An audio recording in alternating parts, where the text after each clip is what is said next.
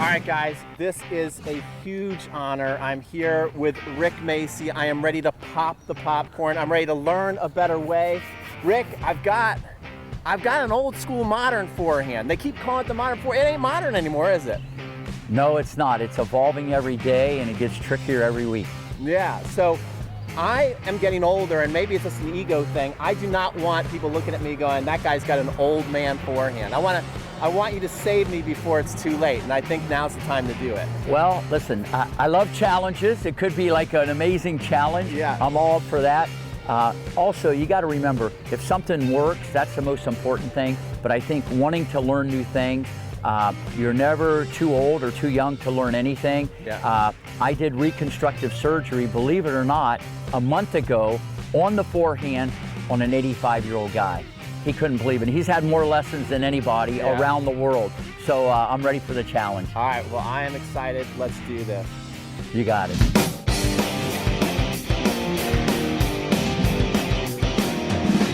Okay, here we go, showtime. What I'd like to do, I just need a little better blueprint or roadmap exactly how you're hitting your forehand. You know, once I see what's going on, then we're gonna get a game plan, get under the hood. I'm gonna get you the ATP Forehand. Awesome. Here we go.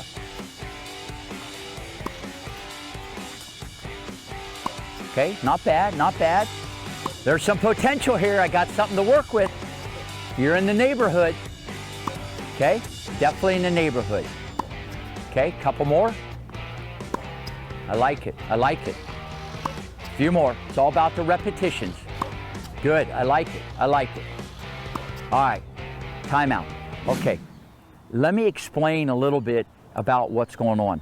First off, there's a lot to work with here. Obviously, good athlete, you've been around the block, you've played. The racket starting off is on the hitting side. So right off the bat, you know, I'm not working from something from outer space where someone has a giant loop and the racket goes to Canada, to California, up to Mexico and back to Georgia. So the backswing is manageable. It is on the hitting side, so I can see that you've studied this. You've gotten bits and pieces of kind of maybe stuff you saw that I've done or other people. So you do have the concept down. Okay, great. I'm telling you all the good things first before I go for the jugular. You said you're not hopeless. Go for the jugular, Rick. That's what I'm here for. Okay, so no, you're on the hitting side of the body, which I like. The first thing I would address is not even a technical issue. There's 5 things I see right off the bat you got to do. Okay. Relax. Yeah, I'm tired. I'm nervous. Relax. Relax. Relax. I don't know if I can do that. If you can get number 5, relax. Okay, and this is pretty much, Peter, this is the wild card with a lot of adults. Yeah. And trust me, we're going to get deep into the forehand, and I'm going to go over every aspect of how this thing should work.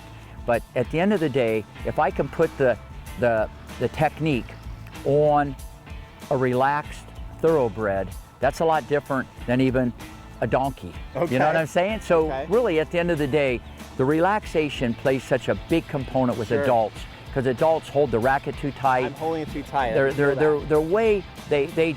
There's way too much tension in your game. Yeah. You know, and for me to give you an AK-47 instead of a little pea shooter, okay, you can have great technique, right. But what if the person's tight? Yeah. And we all know in sports, football, baseball, basketball, tennis, when you can have a great technique, but if you're tight, it's going to diminish the racket speed, it's going to diminish the ball velocity, the spin rate, and everything. So the biggest thing I can tell you to do is try not to try, because it's been my experience for adults is they try too hard.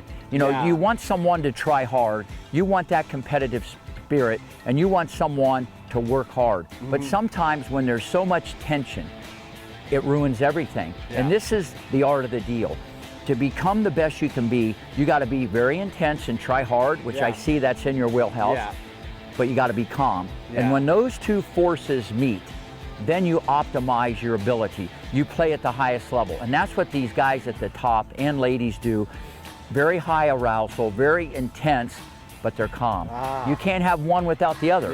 It's like a point guard who's very quick and fast and intense, and he just runs into the guy and he has 4 fouls the first quarter. He needs to be able to slow down and manage himself. So before I even get into the technical part, you got to relax. I would hold the racket a lot looser in your hand. Yeah. That would be the first thing that jumps out at me. That's like my security blanket. I'm feeling, I know like if I hold it tight, I'll make the shot. But do you feel that you're holding it tight? I was holding it tight because I'm nervous. Okay. And I'm with a leg. But it's okay. Listen, it's okay to be nervous because that means you want something and you care. And I don't care if it's Tom Brady, Michael Jordan, LeBron. Everybody gets nervous before the big event. So nerves are good. That means you care.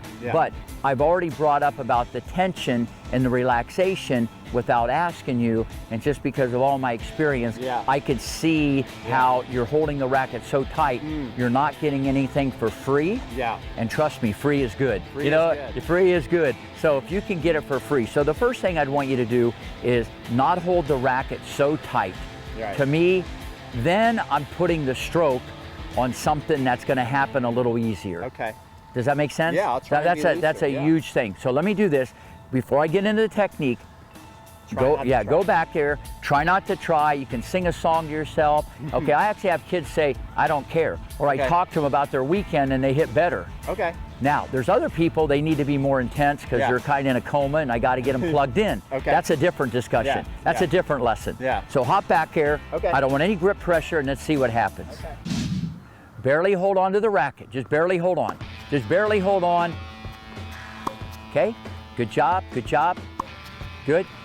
Already a different sound. Hello, hello. Already a different sound. Did you drive here or fly down? I drove. Okay, good. Stay relaxed.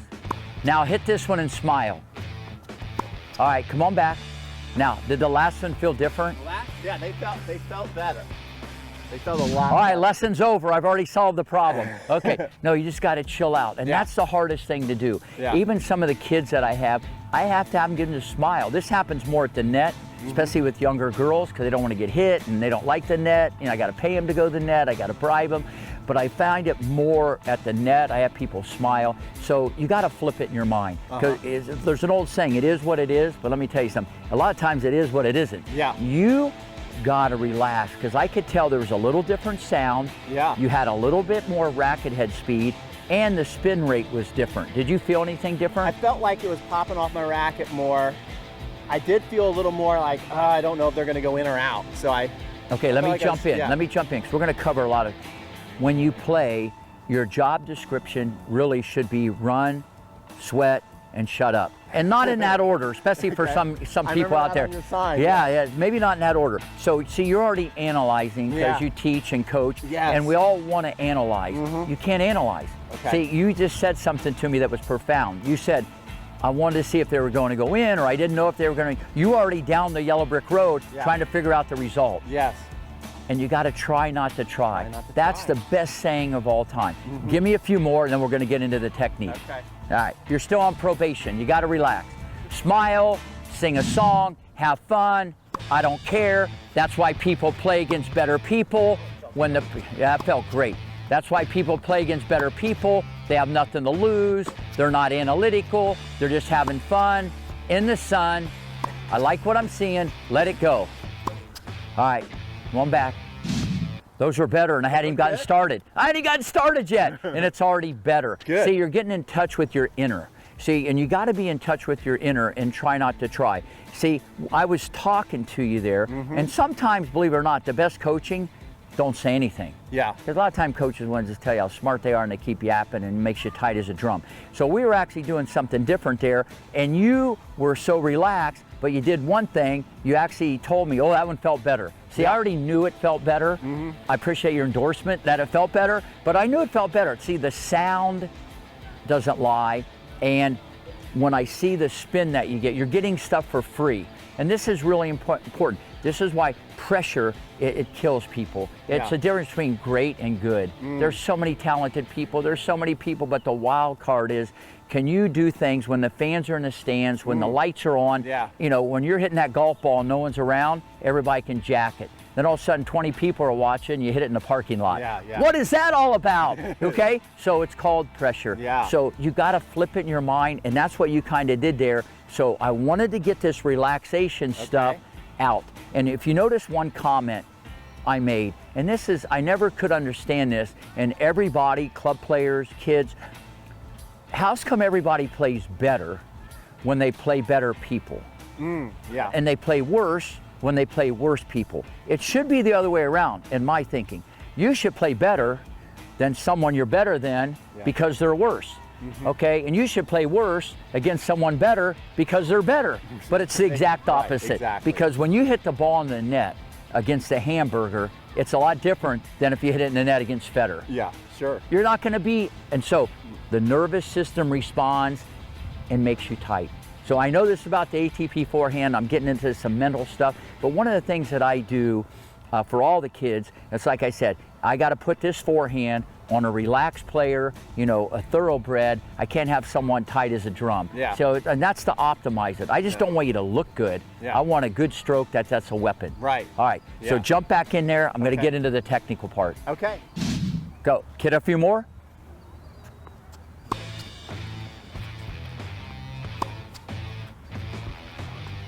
Okay, couple more.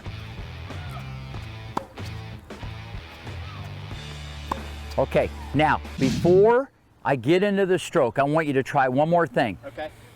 After you hit the ball, and I'm not saying there's a wrong way or a right way, there's a better way. Your back foot, and this is what a lot of people don't understand. It's usually a cause and an effect. After you hit the ball, the back foot can come around or the hip can come around. It's a great teaching tool that I use, but because of this tension stuff that we talked about earlier, your back foot is coming around sometimes a little too soon. And from the scapula area or the shoulder blade area, I see this a lot with adults, and it's what we call your muscling ball. And I'll go back to the tension. Remember how I said you were too tight? I want you to hit 10 more balls. Keep your back foot back after you hit the ball. Okay. After you hit it, even if it feels natural to bring it around, I want it back, and then we're gonna have a discussion. Okay. Hopefully you won't pull a hamstring or the lesson's gonna be over. Oh, here goes a hammy. Just drag your back foot like a golfer for now. That's all I want you to do. Some of the balls are a little wet. Had a little rain this morning, but the show goes on here. Oh, back foot, bring it back. Yeah, you just gotta keep it back, keep it back. Just keep it back, keep it back. Okay, 2 more, just keep it back. Okay, 1 more, keep it back. Okay, conference. Come in here, Peter, conference. Okay, you can say whatever you want to say about that exercise. What I'm doing here, I haven't gotten to the technique yet. I've already thrown out some corrective techniques for you or for other coaches or people to be in touch with, because they read something, they hear something, you know, and a lot of times it's more surface stuff, it's vanilla, and the things that I try to do is I can connect the dots and correct things and kind of expedite the learning curve. But just tell me what you felt other than different when I said keep the foot back and you hit a few. Felt longer. I felt extension, and I also felt more relaxed, and I felt more power coming from here. Did I do good? Did I do good, Coach? You did great. We hadn't even started yet. We hadn't even started with this stroke yet. But already off the bat, see, before I jump into the ring, it's like an assembly line. Whether I start at the person's feet or their head, I react accordingly to what I call the big ticket items. And these things have jumped out at me. I see Peter is pretty tight compared to, you know, what level he should be at, in my opinion, with the relaxation. And as a corrective technique, I'm not, as a matter of fact, yesterday I had some kid bring that right foot around just so he would the body would pull the racket instead of him arm it. But Peter's doing it because of tension. Your scapula and shoulder blade were in there so early, the kinetic chain, instead of leg, hip, shoulder, arm, was kind of leg, hip, and then you threw the kitchen sink in there. Okay. So, but what's funny, I don't want you to do things because I say it. I want people to disagree, because then I keep talking and probing till they all agree. That's the way I work this thing. I'm going to see Rick's way. Eventually, it's all going to work out. But you immediately, when we talked about the relaxation, you bought in. Yeah. About the grip pressure and all this other stuff. And now I told you to put your foot back. I couldn't put this in an article because I have to explain it in the contents for that individual, that day, and that situation. I can't throw a net out there. They say, oh, that Rick guy's crazy. What's he talking about? So I reverse engineer a lot of this stuff, and it's a corrective technique. And I let the student, because I talk to every student, what do you think? What do you feel? What's cooking? I let them tell me, so now I have accountability. So if there is a rebuttal, because a lot of people don't like to change, people don't like to experiment, I have a reference point, almost like I've given them a deposition and I boxed them in, okay? But you came immediately and said, I felt more extension. I didn't say extend more. Yeah. You said you felt like, what'd you say, more power? What else did you say? I felt more length, power, and I felt more coming from here. I felt that length, I felt the drive in See, there. what he's doing, because he coaches, he is telling you from a teaching point of view what he got for free. See, and I corrected 3 or 4 things there without even having to bring it up, because by him keeping the foot back, the kinetic change stayed intact. Now, as time went on, once he does this, the energy, the foot could come. Yeah. But I saw it coming prematurely, not always, and I've never seen you play. That's why your best shots are when you're on the run, reached out, and the ball's low. Yeah. That's my shots? Yeah, I do like to hit on the run and low, yeah. See what I mean? Because he gets it for free. Yeah. So where when it's easy, sometimes you cough it up because you muscle the ball and you bring the back foot in too soon, okay, and you shoulder the ball. Yeah. Okay, and there's nothing like setting the table and not being able to eat. Right. When you set the table, you gotta eat. Right. Okay, we're gonna get to the technical part of the modern forehand, which I don't know what that means anymore.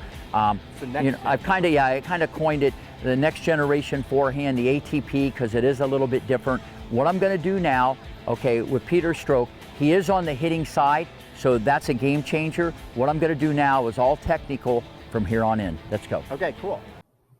Hey, I hope you're enjoying this lesson with Rick Macci. I learned a lot. It was a lot of fun. Speaking of learning a lot, we're getting ready to do our 7-day forehand challenge here at the end of March, where we take you step by step on how to develop a professional style forehand. Also have awesome bonus videos with Rick Macci, with Jeff Sollenstein, with Top Tennis Train. The list goes on and on. As well as you can send in your video of your forehand and I will analyze it for free. So definitely sign up for the 7-day forehand challenge and let's get right back into this lesson. Here we go.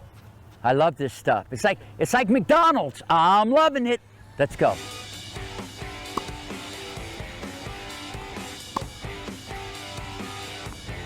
Okay, I'm not saying it's wrong. Here's what I want you to do.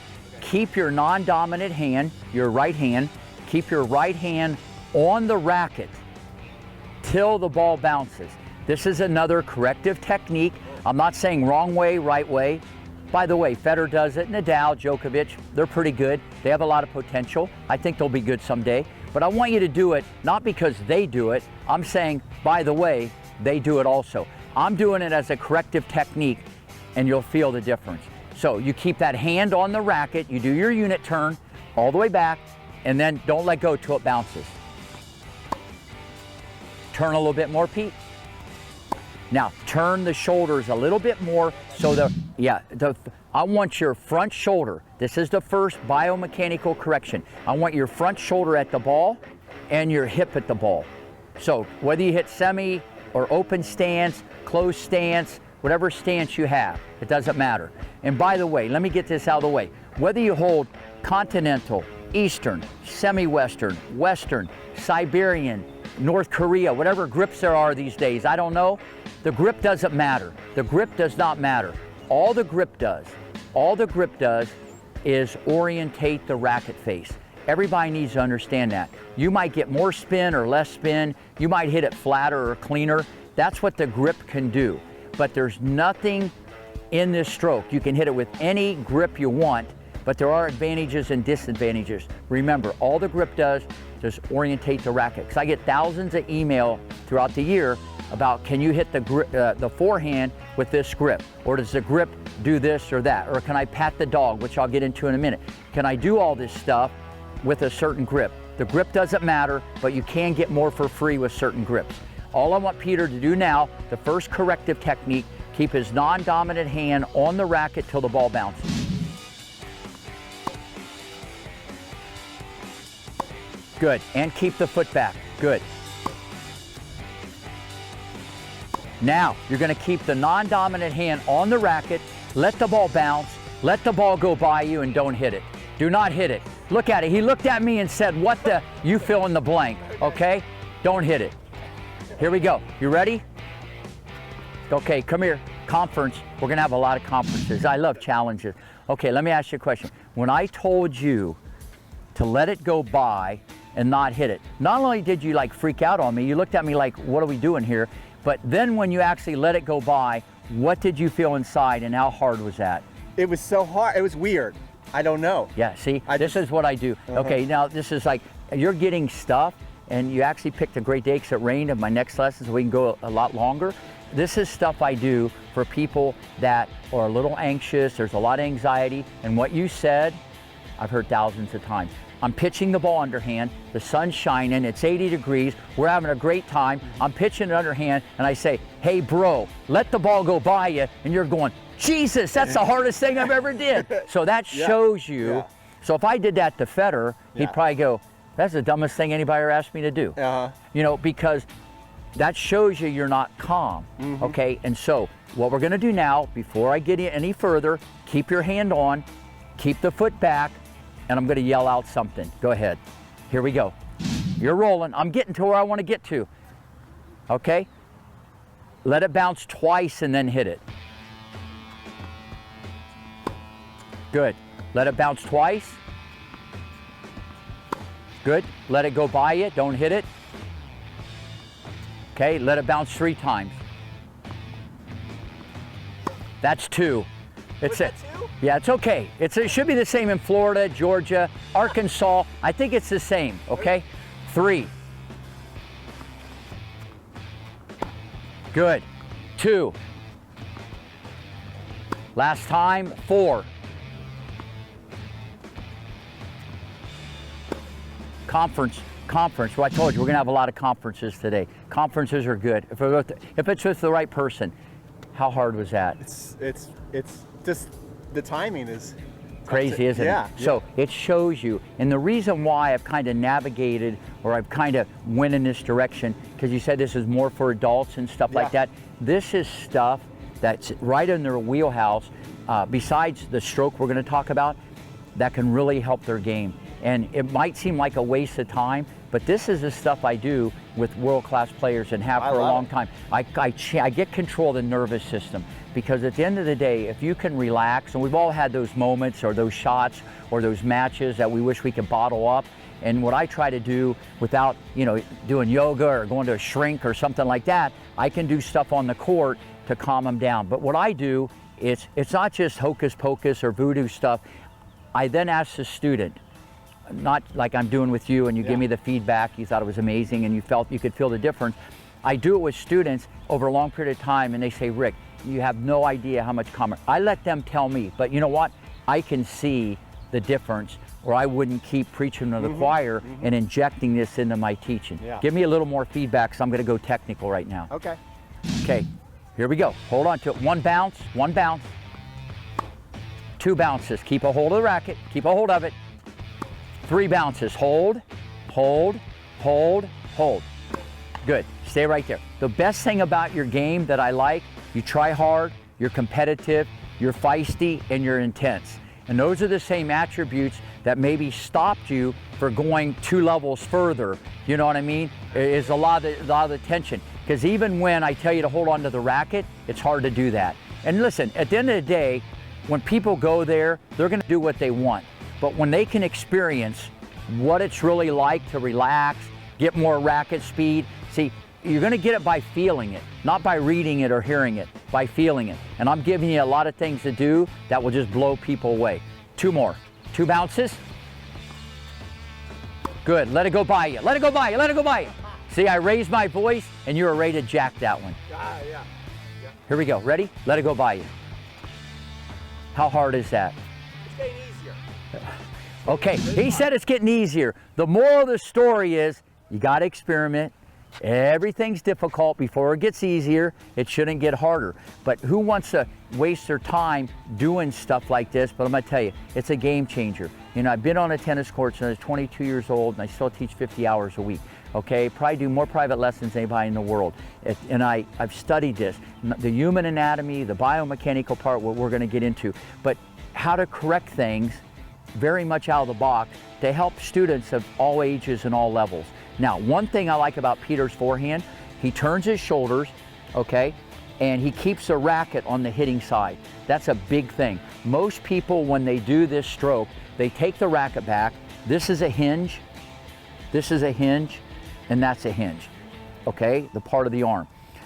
When we have a hinge, it's natural when something hinges, that's what's natural. It's natural to go this way. So that's why you see little kids, more on the female side, maybe because of the strength factor, when they turn sideways, people, when they take the racket back, because this hinges, the racket goes what we call to the inside. And already, Peter does this at more advanced, he turns sideways and the racket does go to the outside. This is called the outside, this is called the inside. I like to use the clock analogy, which I've done over the years. If there was a clock, and I'll do it backwards because he's a lefty, 12, 11, 10, 9, 8, 7, 6. So 6 would be right here, okay? So when some people come out of the backswing, which I'm sure a lot of adults watching this, they take the racket this way. That would just be a classic old school forehand. I'm not saying it's wrong, very prominent on the WTA tour, but when there's pressure and it gets more complicated, it's much more difficult. When you have time, when we have time, we're all great. When the ball's slow, everybody can do everything. But when it comes fast, okay, you have to make an adaptation or a modification to your backswing, and all that is shortening your backswing, which is a good tip. The ATP forehand. And the reason why I named it that, it's more prominent on the guy side, even though a lot of girls, Hennen back in the day did this, Kasnova does this, Stozer, a little bit of a hybrid, they're not exactly doing it right. And even a handful of pros I work with, I'm tweaking their forehand and they're already amazing, the forehand. But I get into joint angles, elbow positioning, and corrective techniques, how to get the racket faster with more spin. Because at the end of the day, that's what tennis is about. How hard can you hit the ball and keep it in? That's what you see on television. That's what this is all about. Everybody's consistent if the ball's going 1 mile an hour. So that's what this is all about. And this stroke, you get a lot for free. And to me, this is the way tennis should be taught. If someone doesn't want to learn this stroke, no problem. There is another way, because at the club level and even at certain levels of junior, college, and pro, the balls are manageable still, especially if you have fast twitch muscle, great hand-eye coordination, or superior foot speed. You can get away with it. But why, if there's a better way that's been proven, backed up by science, to make the racket go faster and it's shorter, I'm signing up for that one. That's the one I want, because, and that's the way every teacher in the world should be teaching, okay, their students. Okay, you can't say, oh, they're too little, they're not big enough, they're not strong enough. It's nonsense. I have 5, 6-year-olds that can do this. So it's a matter of understanding. The other way is easier. Just turn your shoulders, make a loop, an arc, a rainbow, a banana, a candy cane, a Ferris wheel, you know, letter C. You can do all that. No, I'm not saying that's wrong. It takes longer. The game's different today. Everything's so much faster, quicker. Foot speed's a premium. But you know what? Preparation is a premium. Preparation's a premium. Different than 10 years ago even. And stroke mechanics is at an all-time high. And this is what everybody's finding out. But way back in the early 90s, you know, Roddick did this. So I've known the concept. Obviously, I know a lot more about this now because I've studied it inside out, looked at 50,000 MRIs, worked with a lot of biomechanists on this stuff, but more importantly, can explain it in a way for the viewers to teach you this. So first thing I'd want Peter to do, I want this shoulder towards the net, whether he's hitting open stance or closed stance. He does a lot of open stance. So if he does open or semi, I want the shoulders to go farther than the hips. This is what we call a separation angle. When the upper body is farther than the lower, it creates what we call a twist or a torque. From a scientific point of view, it's called a separation angle. The upper body, okay, is farther than the lower body. So then when you go to hit the shot, at the end, the shoulders are going faster. You get it for free. It's like a golf swing. You go past where you should, your hips are, and it makes it go faster. So right off the bat, when he took it back, the shoulder wasn't turned far enough, okay? So that's another little thing that is gonna help him get more power. So unless you're really, really wide, the shoulders will always go further than the hips, always. And that's one of the most common mistakes in junior tennis and on the WTA tour. where you see a lot of these guys, when they prepare, you're gonna see the shoulder almost under the chin. And to me, it's the #1 mistake around the world. Even if you do a WTA stroke and have a bubble loop, arc, rainbow banana, candy cane, Ferris wheel, letter C, even if you do that stuff, people don't turn their shoulder enough. Where a lot of guys, okay, and a handful of gals, and what should be done to optimize. When I say optimize, I mean to max out, lights out, to hit every button, all the way to there. But people don't like to do it because they got little arms, little legs. They want to see the ball. This feels better. I can see the ball. Yeah. This is a little scary, you know. And then you got to be careful, because when I tell them to do this and this, I solve a problem, but I create a different problem. Now they're looking the other way, and the elbow's way back here. The art of the deal is this, and this is what I'm going to have Peter do. I want his shoulders to go farther than the hips. His elbow was amazing, by the way. His elbow is on the hitting side, so he checked that box, okay? So now here's the key. When you come out of the backswing, the elbow extends to the outside. And if there's a clock, since he's a lefty, it would be time like 6:30, 7 o'clock, 7:30. So you want to go to the outside. If I can have your weapon, you want the racket, once you're here, this elbow doesn't move. I like the elbow. I like to tell people there's a light on your elbow. Have the light shine at the ball. The light at the ball. Now, I know Rafa, he goes a little behind the rib cage. You don't want to see the elbow on the other side. That's too far. I like to teach people away from the body. Keep it on this side. Because most people, you got to shorten their strokes. And this is a big, big problem. And that's why people say, oh, we'll do it later. Here's what I'm already telling you what people are telling you. Shorten your stroke. Your elbow's too close. Hit it more out in front. You know, this is the correction you're going to get down the road if you're not already, especially some of these kids. I'm already telling you what you're going to, but when I have people do this stroke, that might happen, what I just said, because of their footwork or because they choke, not because of the mechanics. That's a whole different animal. They're not late. So they come here, the racket's going to go to the outside, and I teach this in progressions. Sometimes I go A, B, and then I have them fire the legs and hips, because that's the turbo engine. The power starts from the ground. It doesn't start from the arm. Kids buy a racket, parents buy a racket, they grab the racket, they think they hit it with the arm. Let me tell you, this is the car, this is the passenger. The car, okay, pulls. The leg drives up, which he does great. The hip turns, which he does great. His trunk turns, because he's played at a high level. And he is pulling the racket forward, all right? Some people go A, B, and then they pre-roll the racket, so they're back to their old stroke. Or, if I don't do it in progression, they'll go like this, and then they go to the inside. I teach this in progressions. A, unit turn, left shoulder ball, left hip at the target. 90-degree angle, but with Peter, I would let him invert the racket. Roddick did this, Tommy Ho did this, Sock does it, Kyrgios does it. This is a variation of the stroke. I have many kids here, especially the boys. They invert the racket. When you invert it, what I mean, when the racket's a little bit tilted, okay, then when you go to tap the dog, okay, you will get a little more relaxation and create more of an oval. But with people just starting out, I like them to be clean. A, B, looking through the mirror. Now, if I have an Eastern grip, it'd be a little more like that. No one plays with Continental, maybe a few older people do. There, if you have a Western, it's going to be a little more closed. But at the end of the day, you want to tap the dog. This is a phrase that I coined a while back, okay? There's a dog, okay? A little dog like a poodle, not a German Shepherd or not a giraffe. You don't want to go like that. So you're going to tap the dog, okay, at this position. Don't pet the dog. A lot of people have rephrased a lot of the stuff I put out there, and they said, pet the dog. You don't pet the dog. If you pet the dog, the wrist is there. Biomechanically, when the racket head is above the wrist, whether you're hitting a golf ball, baseball, tennis ball, two-handed backhand, it goes faster. That's a fact. So when you pull the racket, so I'm gonna go A, B. See how my wrist is cocked? Yep. Now I'm gonna drive my leg and hip and I pull. It's like pulling a rope.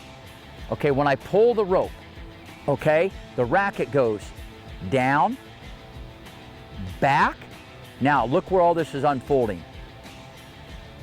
The elbow's on the hitting side. The arm straightens out. Moment of truth. And then we'll get into the wiper or turning the doorknob and all this other stuff in a minute. But the ATP forehand, unit turn, left shoulder at the ball. Okay? And the only reason why I had Peter holding onto the racket, because he was excited and he didn't want to do it. When people don't like to do things, that's why I like to make them do things. All right? Now, sure, you might feel rushed, but it also might make you have more racket speed. So A, unit turn. B, tap the dog. If I'm a righty, it'd be around 5 o'clock, 5:30. When the ball comes, you got to pull it. You pull, you pull. It's a very uncomfortable feeling because people aren't used to pulling. And one other thing before we get Peter back on track here, when you do the unit turn and then you go, see, I like to do this in progressions, A, B, and then we go for the shot. I don't have someone say, keep it on this side of your body, tap the dog at 5:30, good luck. You know, I've never done that. I have to do this in progressions. You got to walk before you run and run before you sprint. So basically, you see someone like Federer, he would be here, and then when he comes out of the backswing, he's shaping the racket. But if I stop the camera, bang! Rafa, stop the camera, bang! Djokovic, bang! Kyrgios, even though he's here, bang! Sock, he really inverts it because he has a severe Western. Bang! Okay, they're all in the neighborhood and they hit the slot. That means they hit the moment of truth, boom, at the same time. There's different ways to get there. And that's the art of the deal with coaching, figuring out, okay, what works best for this player that day. You know, it's not one size fits all. This isn't cloning, but there are principles that have to be met.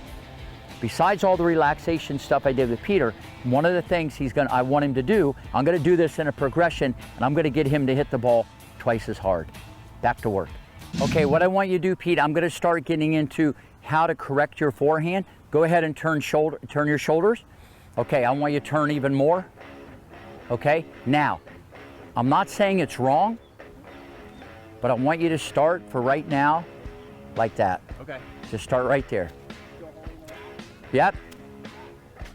So, no, you can let go of the racket. Yeah, I didn't know what you meant. Okay, that's all good. Basically, what I have going on now, I already have his arm straight. Okay, I have the racket at 7 o'clock. So, and the racket head is above the wrist. He's tapping the dog. You're gonna drive the legs and hips and turn it over. Okay? And you can, okay, don't take the racket back, it went back. See, that's what we call, ladies and gentlemen, pre-roll. He pre-rolled the racket. Right before he hit it, the racket went backwards, and the racket should go forward. See, if the racket goes forward, it's all physics. If the racket goes forward and you pull on the butt cap, the other end goes down and back, and that creates racket head speed. And so that is the ATP forehand. When you pull on the butt cap, the other end goes faster the other way. What you did, you had it in the position, and then you went back. So you just kind of did a small little loop. Okay, set it back. You can go back a little bit more of the racket. Now, you're not allowed to take it back. You just got to pull it forward. You're in the neighborhood. You're in the neighborhood. Turn a little bit more of the shoulder. Don't move the racket. Pull. You went back first. Did I? Yep. I got video evidence. We got it on tape, bro. It's on tape. Did I? Turn a little bit more. Yeah, you got busted. Don't move it. Best one of your life. Best one ever. Let's go. Let's go. Feel different? That felt good.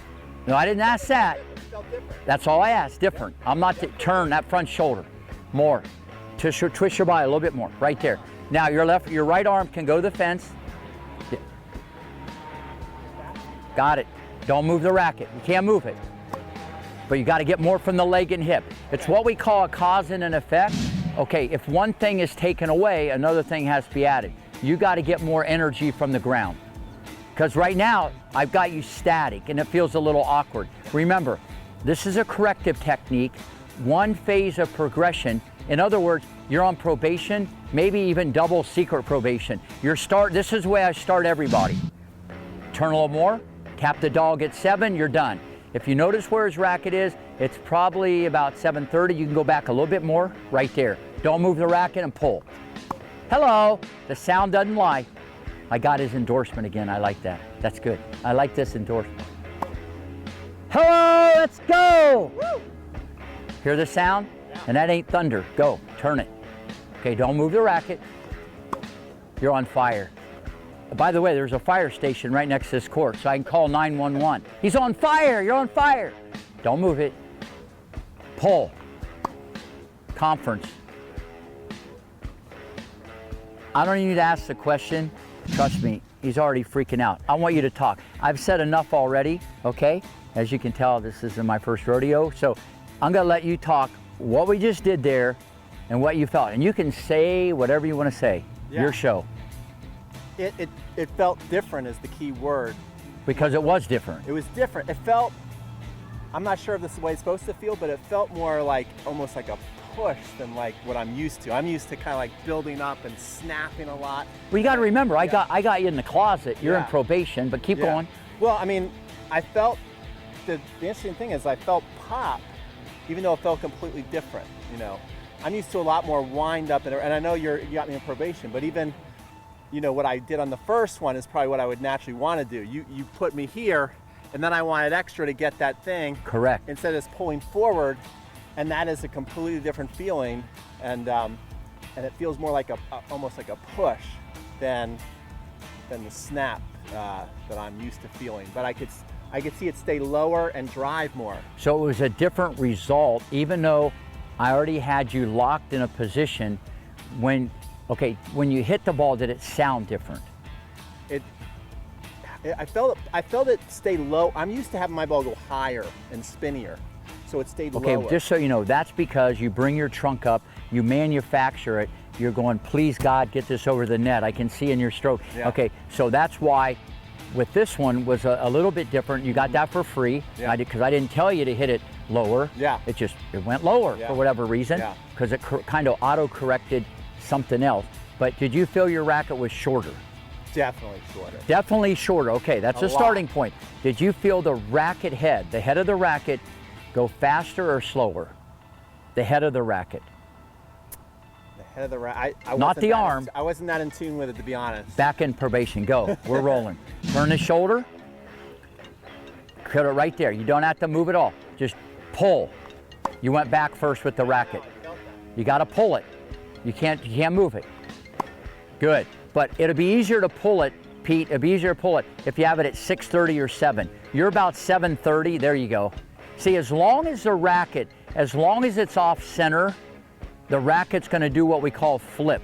It's going to go down and back. You see what I mean? Yeah. It's going to go down and back. So from right there, you don't move anything. Just drive your leg and hip. You pre-rolled. Don't move it. Get it back. Right there. Don't move it. Just pull forward. Awesome. More racket at speed there. Good. See, I said awesome, and it went in the net. Yeah. Ladies and gentlemen, it has nothing to do with going in, okay? People hit them in the field. We could be doing this in the parking lot. It's all about getting the stroke. Because a lot of times the net, the lines, and everything else make people worse, okay? Because they try to get it in. Turn. Getting it in is a subconscious thing. Don't move the racket. Pull. You're on fire. You're on fire! You're on fire. Go. Turn a little more. You're done. Don't move it. Again. Turn a little bit more. Good. Don't move it. Okay. Come on back. Come on back. We're getting there. Listen, Rome 1 built in a day. Either was the ATP Forehand. Your show. I definitely feel the racket at speed now because I was paying attention to it. Well, let me just jump in there and have intervention. Okay, you're saying you feel the racket head speed more, or you feel the racket head faster, and think about it. At this stage of the game, you play tennis your whole life. You come here, okay, I'm feeding the balls. You're turned sideways more than ever. I got your arm almost straight, okay? You can have it straight, a little bent. Your racket is static, or what we call stationary. At 6:30, I'm feeding the ball, and I'm telling you to pull it. So without any practice, and you're like an accomplished player, you've played. It's not like a beginner or an adult player or whatever. And already, you're saying you can feel things that you've never felt in 28 years. You're 28, right? Okay, yeah, I like that. I like that. You have, as long you've never felt it. Yeah. See, and so when you feel something as a competitive athlete or someone who wants to learn, you know, because we're all day to day, you never know what's going to happen. You want to be the best you can be. So you're feeling something different, but you just don't, and it's a good feeling. Yeah, I like it. And there's something to build upon here. Anything else you want to add with that before I keep rolling? It feels effortless. It feels like a lot less work. Another intervention. What's the first thing you say, or maybe the club players or people say when they see someone really, really good do something? They say, they make it look easy. And so that's what you just said. Yeah. You know, it's what we call efficiency of motion. And that's a big thing with biomechanics, how to optimize certain things. But listen, if you do a billion of anything or a million of anything, you can master crap. You can get good at, you know, of something bad. You can master a bad habit, you know, and I'm not saying that's wrong.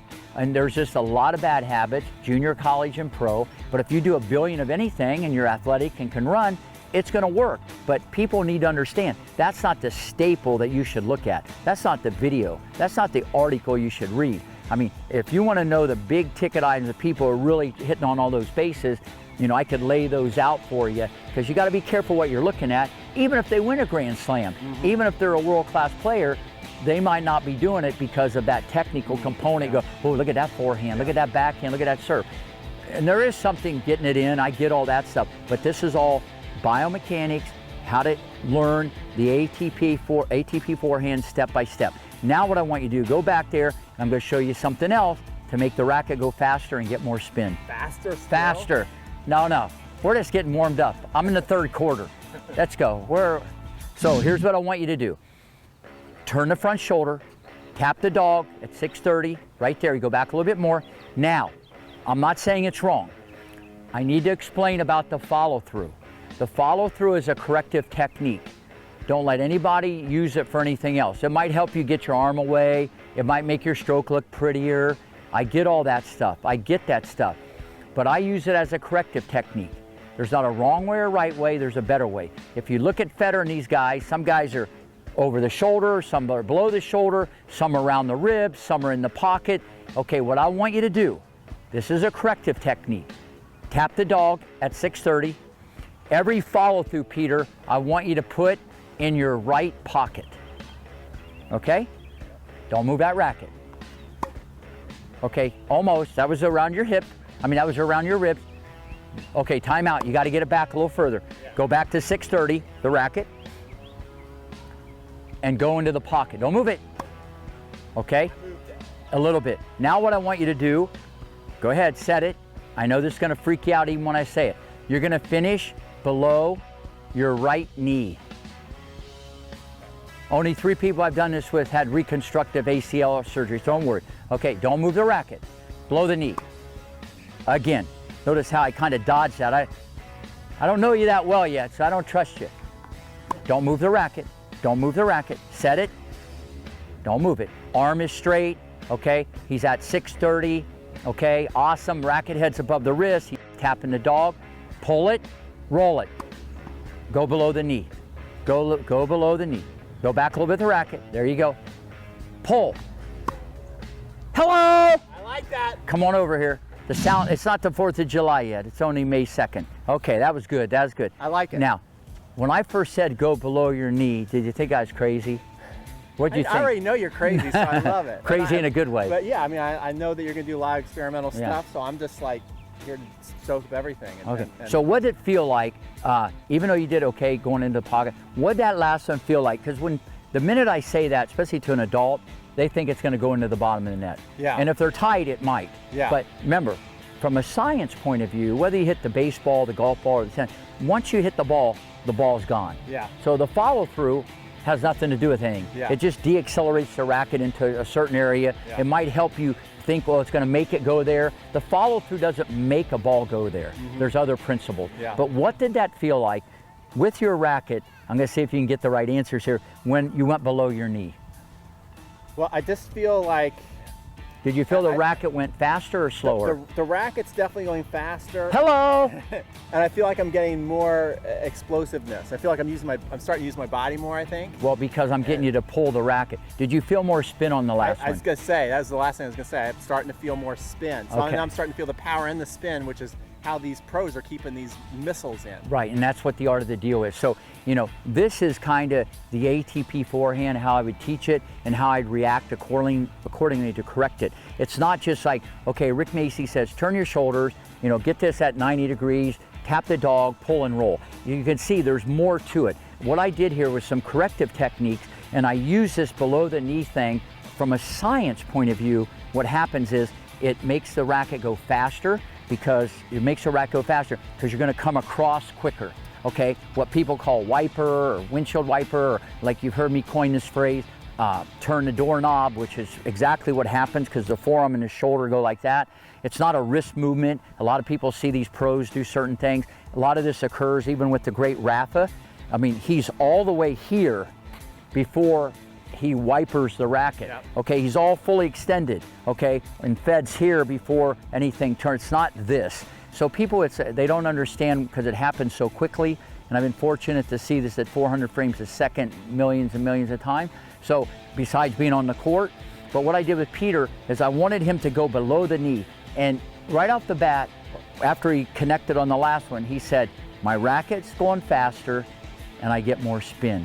Now, you're probably saying, why don't more people do that? Well, most of people go here, okay? It's a cause and an effect. No one tells them to do that. The great Andre Agassi, who hit a little cleaner, a little flatter, okay? Came out of the backswing, okay? And his follow through was above the shoulder. And when you go above the shoulder, you're naturally gonna get more of a cleaner stroke. Okay, so the follow through, even the great Roger Federer, he might have 13 different follow throughs in a match. Over the shoulder, under the shoulder, below the armpit, around the rib cage, in the pocket, here, there, you know, it's all situational. So the follow through is a corrective technique. But what I've tried to do with Peter is tell him the ATP forehand, exactly how it should be done, try to embark on what I call the big ticket items. Then I kind of got under the hood to say, here's what you got to do as a player, as an athlete. I showed him about the relaxation phase, the preparation phase on how he really should be turning. And most of all, this should be done for anybody. You get on a ball machine in progressions. Don't do it from the ready position, because your brain, if you go from here, it ain't gonna do it. I've never had anybody. You got to do it in progressions. It's like eating dinner, a little bit at a time. Eat the whole thing, indigestion. That's what's gonna happen with your stroke. I would turn the shoulders, tap the dog, I'd get on the machine or have a coach feed you, pull and roll. But you gotta be careful. Even though here you think it's going on, even Peter, the first couple or a handful, he would go like that. So he would pre-roll the racket. When you pull the racket, when the leg and the hip goes like this first, the racket flips down and back.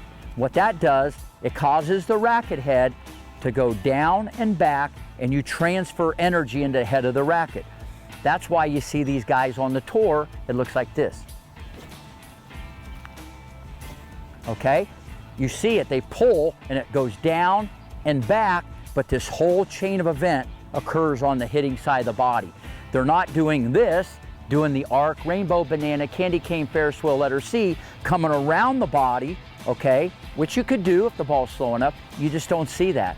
They've figured this out on their own, because when you're in competition and you're a high level athlete, even if you've been in the neighborhood in a junior, your ground stroke will morph and you'll kind of pick this stuff up.